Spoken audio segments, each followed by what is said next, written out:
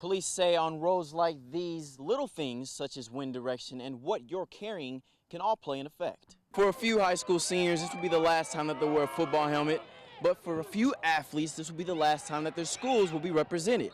Both Rockville and Turkey Run were consolidated at the end of the school year, but students say this is a great way to rep their school and football program. Good evening, I'm Richard Solomon, and here are some of the stories we're working on for your news tonight. Damage at a church has locals outraged. What organizers are offering for your help? He's my son. I fought for him when he was alive, and I'll fight for him when he's dead. Janice Sullivan is continuing the fight to find justice for her son, Garrett Sands. She's backed by the support of the Terre Haute community. These people wanted their voices heard as well. We have a lot of people who are just heartbroken, just as I am. Sands died in late March. That's where he was shot at a friend's party. Now, the alleged shooter, Nathan Derrickson, was charged with a level 5 felony, but he is currently being held under home detention.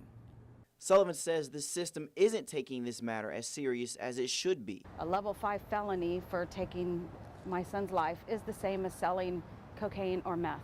She feels the court is being too lenient on Derrickson. There should be punishment for taking away my son's life.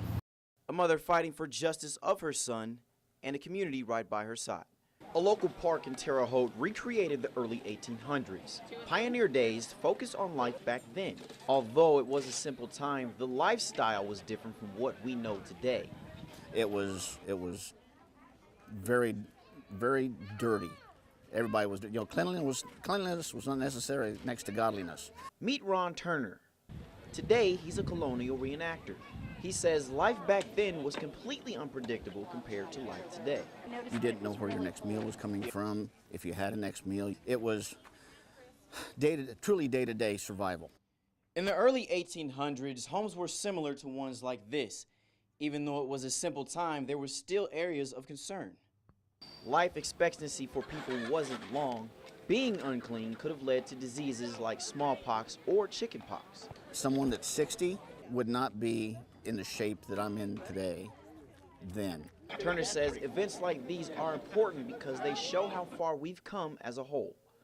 Reporting in Terre Haute, Richard Solomon. Giving back is something that the Catholic Charities in Terre Haute does without second thought.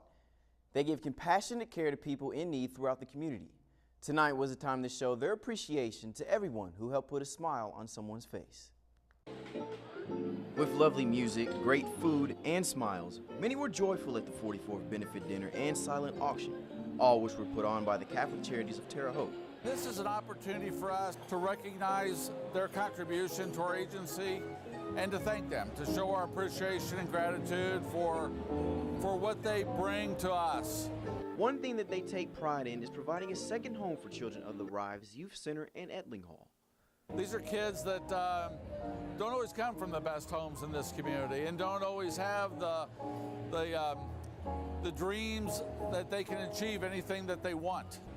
But that's what we want them to believe, that if they put their minds to it, they can do anything. But these kids have a special way of saying thank you.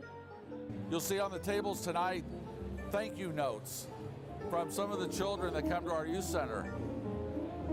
And that's pretty special.